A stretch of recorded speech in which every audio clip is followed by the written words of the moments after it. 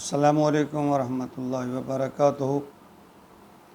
سامعین عزیز وقار، درس قرآن کے سلسلہ میں آج کا ہمارا سبق سورۃ آل عمران آیت نمبر 160 پر مشتمل ہے۔ اعوذ باللہ من الشیطان الرجیم، بسم اللہ الرحمن الرحیم۔ ان ینصرکم اللہ فلا غالب لکم وَإِن يَخْذُلْكُمْ فَمَنْ ذَا الَّذِي يَنْصُرُكُم مِّن بَعْدِهِ وَعَلَى اللَّهِ فَلْيَتَوَكَّلِ الْمُؤْمِنُونَ۔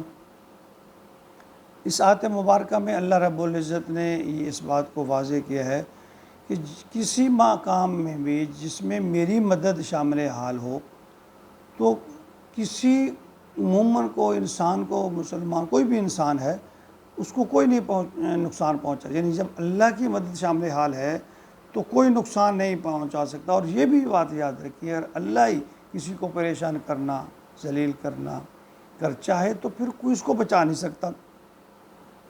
یہ سنن ترمذی کی ایک حدیث ہے، عبداللہ بن عباس رضی اللہ تعالیٰ عنہ نقل فرماتے ہیں، 2516 نمبر پہ یہ حدیث موجود ہے۔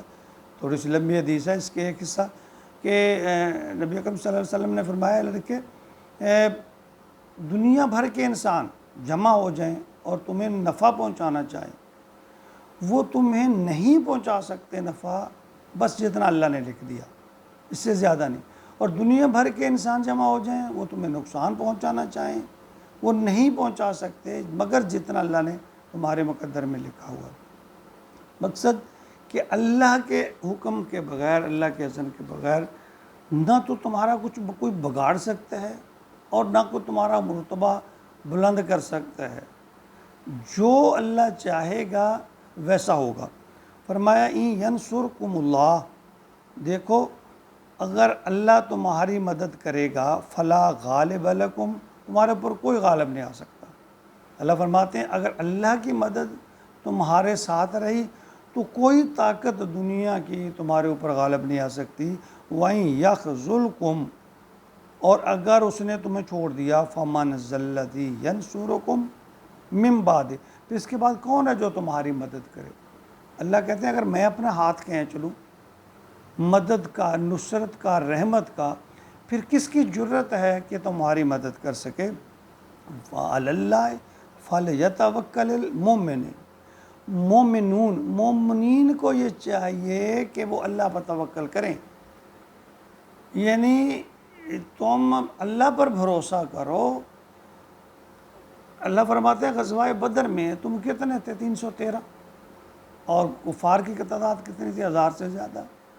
تو اللہ نے کیسے تمہارے ہاتھ سے گاجر مولی کی طرح ان کو کٹوا دیا، تمہیں فتح، نصرت جو ہے وہ ہوئی، اللہ کی نصرت سے فتح ہوئی۔ تو اللہ چاہتے ہیں کہ میری مدد کے بغیر تم کچھ بھی نہیں ہو۔ اگر میری مدد شامل حال ہے تو پھر تمہارا کچھ بگاڑ نہیں سکتا ہے۔ اور یہی سبق ہے اسلام کا۔ کافر، منافق جو ہے وہ بزدل ہوتا ہے، مسلمان بزدل نہیں ہوتا۔ دیکھیں، مسلمان جنگ میں جیت گیا غازی، تب بھی اللہ کی رضا۔ جنگ میں مسلمان شہید ہو گیا، مارا گیا، شہادت کا مرتبہ مل گیا، تب بھی اللہ کی رضا مل گئی۔ یعنی دونوں صورتوں میں کامیابی ہے، غازی بننے میں بھی اور شہادت میں بھی۔ تو کیوں نہ، جب موت تو آنی ہی ہے، ایک دن آئے گی، اور پھر کیوں ہم بزدلی کی موت مریں؟ اللہ فرماتے ہیں تم میرے اوپر بھروسہ کرو۔ جب تم میرے اوپر بھروسہ کرو گے تو پھر اللہ رب العزت تمہیں کامیاب ہے۔ ہاں، یہاں پھر اللہ نے یہ بھی بات واضح کی ہے کہ پہلے تم نے کوشش کرنی ہے، یہ نہیں ہاتھ منہ توڑ کے بیٹھ رہنا ہے بھئی اللہ پہ توکل ہے، بس اللہ پہ توکل ہے۔ اپنی حیثیت کے مطابق جس طرح جتنی تمہاری طاقت ہے، اپنے تئیں تم نے کوشش کرنی ہے، اور پھر اس کا نتیجہ اللہ پر چھوڑ دینا ہے۔ تو اس سلسلہ میں انس بن مالک سے ایک حدیث مروی ہے، ترمذی شریف میں یہ حدیث موجود ہے۔ نبی اکرم صلی اللہ علیہ وسلم سے دریافت کیا انہوں نے کہ یا رسول اللہ، توکل سے کیا مراد ہے؟ کہ میں اپنا اونٹ کھلا چھوڑ کر اللہ پر توکل کروں، یا اس کو باندھ کر پھر اللہ پر توکل کروں؟ آپ نے فرمایا نہیں، پہلے اس کو باندھو پھر اللہ پر توکل کرنا. یعنی اپنی جو انسان نے تمہیں طاقت دی ہے، جو تو اختیار دیا ہے، وہاں تک تم کوشش کرو اور پھر بات نتیجہ اس کا اللہ پر چھوڑ دو. تو یہ ہے توکل. اور پھر اللہ کہتے ہیں جو مومن ہے وہ میرے اوپر توکل کرتا ہے. یعنی مومن کی ایک نشانی ہے کہ وہ اللہ پر بھروسہ کرتا ہے اور پریشان نہیں ہوتا کسی بھی چیز پہ، نفع اور نقصان پہ، اس کا جو بھی نتیجہ نکلے، چونکہ اس نے اللہ پر بھروسہ کیا ہوا ہوتا ہے. دیکھیے نفع، اللہ تو فرماتے ہیں زندگی اور موت، نفع اور نقصان میرے ہاتھ میں، کسی کے ہاتھ میں. پوری دنیا بھر کے لوگ مل کر تمہیں نقصان نہیں پہنچا سکتے، تمہارا بال بھی بھیگا نہیں کر سکتے. دیکھیے بہت ساری مثالیں.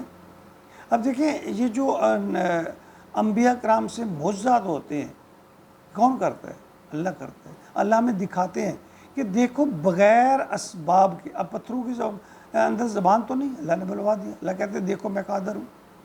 درخت اللہ کے نبی نے حکم دیا، وہ اپنی جڑیں اکھیڑ کر نبی کے پاک قدموں میں آ گیا. تو اللہ فرماتے ہیں اور پھر واپس جا کے اسی جگہ پر وہاں پیوست بھی ہو گیا. اللہ فرماتے ہیں یہ خلاف فطرت بات ہے، لیکن دیکھو میں قادر ہوں. یعنی اللہ فرماتے ہیں حضرت ابراہیم علیہ السلام کے واقعات کتنے ہیں کہ جلتی آگ میں اللہ تعالیٰ نے بچا لیا. اسماعیل علیہ السلام کو چھری کے نیچے سے اللہ تعالیٰ نے نکال لیا. اللہ فرماتے ہیں یعنی یہی اللہ کی قدرتیں ہیں کہ اللہ فرماتے ہیں یہ دیکھو میں ایسے کر سکتا ہوں، بغیر اسباب کے میں سب کچھ کر سکتا ہوں. تم میرے اوپر بھروسہ کرو، توکل کرو جب ہم اللہ پر. لیکن اس کے لیے اللہ نے شرط یہ رکھی ہے کہ تم اپنے تئیں کوشش کرو، تقوی اختیار کرو اور پھر میرے اوپر بھروسہ کرو تو کامیابی تمہارے قدم چومیں گی. اللہ رب العزت ہمیں اپنی ذات پر دینی معاملات میں بھی، دنیاوی معاملات میں بھی اللہ تعالیٰ اپنے اوپر توکل کرنا اور بھروسہ کرنا نصیب فرمائے. آمین یا رب العالمین.